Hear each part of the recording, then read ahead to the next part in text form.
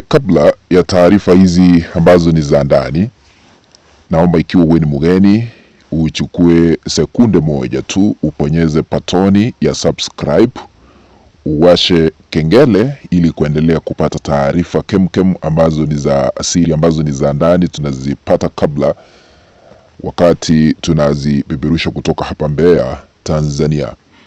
Cha muhimu cha kuzingatia zaidi, naomba pia uponyeze alama ya like. Karibu nikufahamishe habari ambazo zimetufikia sasa hivi. Inadaiwa kwamba mlinzi ambaye ni askari katika serikali ya Samia Suluhu Hassan hapa Tanzania amekatakatwa kichwa na vile inadaiwa na kikundi cha TFF, ukipenda Tanzania Freedom Fighters.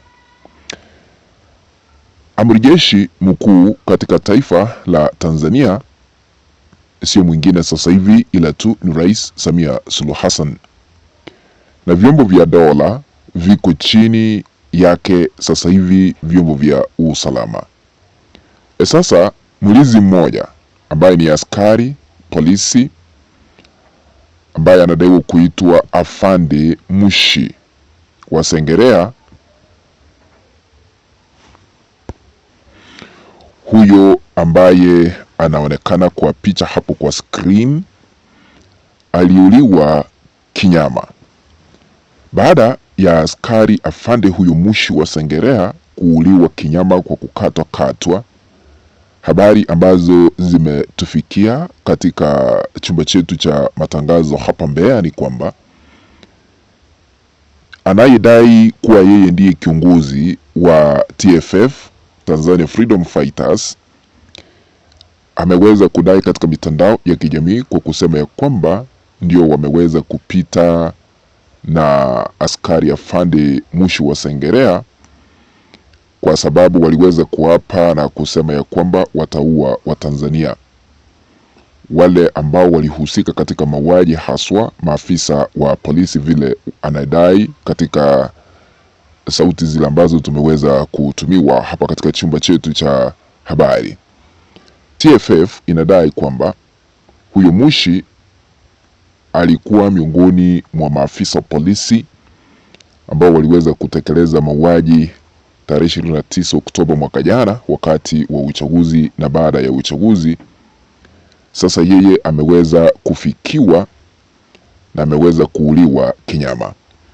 Anayedai kuwa kiongozi wa TFF anasema ya kwamba hawana huruma kwa maafisa wa polisi ama jeshi la polisi, na anasema ya kwamba hawawezi kupembeleza polisi na hawawezi kucheka na polisi, haswa wale walihusika katika mauaji ya mwaka jana. Ikumbukwe ya kwamba mwaka jana wakati wa uchaguzi wa 29 Oktoba tulishuhudia mengi hapa Tanzania.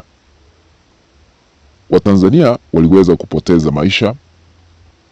Hadi kufikia sasa kuna wale ambao hawajapatikana baada ya familia kudai kwamba hawajapata wenzao ambao wanadaiwa kuuliwa.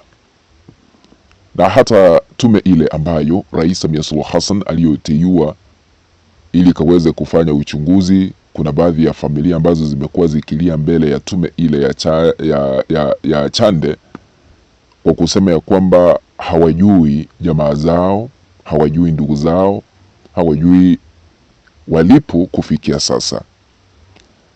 Ila tu tuliona CNN ikipeperusha matangazo na kusema ya kwamba kuna makaburi ya halaiki ya pamoja ambayo iliweza kudai kwamba Watanzania waliweza kuzikwa kwa pamoja. Sasa haijulikani walipo.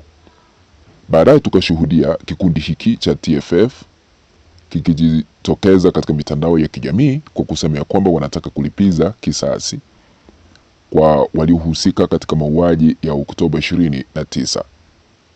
Kwa nini wakasema ya kwamba wanaazia maafisa wa polisi? Ni vile Rais Samia Suluhu Hassan aliweza kutoa dhibitisho Dar es Salaam kwamba hakukuwa na nguvu kidogo za kutumia kupambana na wale ambao walikuwa wanataka kupindua serikali yake, ila tu walitumia nguvu nyingi zaidi ili kudhibiti wale ambao walikuwa wanataka kuipindua serikali yake mamlakani. Sasa kikosi hiki cha TFF kimeweza kutoa tisho kubwa haswa katika mitandao ya kijamii. Kuna kiongozi ambaye anadai yeye ndiye kiongozi wa kikundi hicho, kwa kusema ya kwamba wanaendea maafisa ama jeshi la polisi waliohusika katika mauaji, kisha baadaye wakimalizana nao watahakikisha ya kwamba hata serikali iliyopo mamlakani wanaiondoa kwa kile ambacho wanasema ya kwamba hawakuruhusiwa kupiga kura.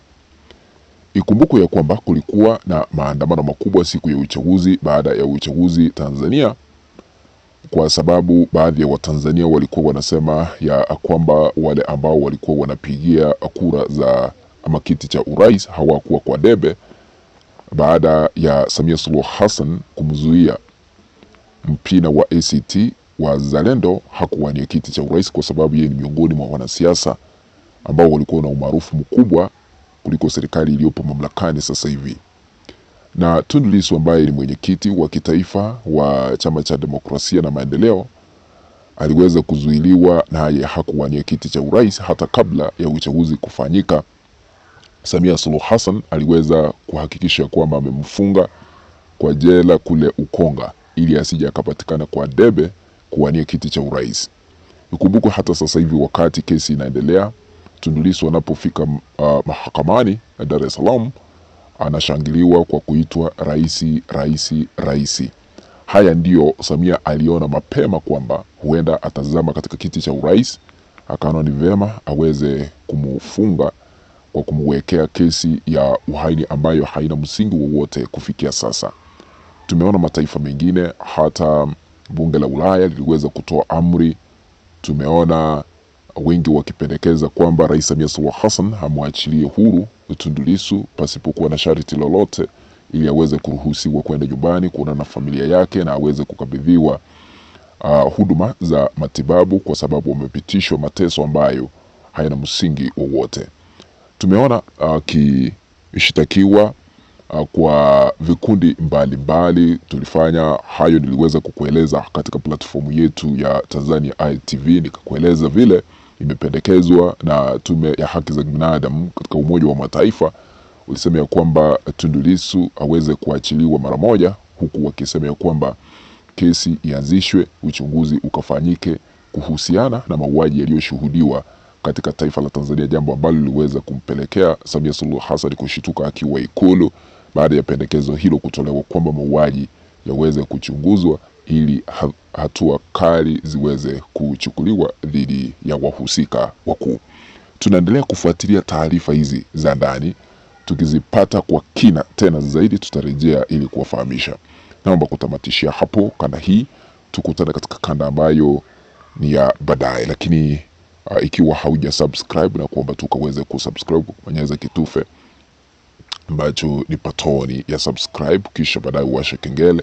Tukutane baadaye, kwaheri.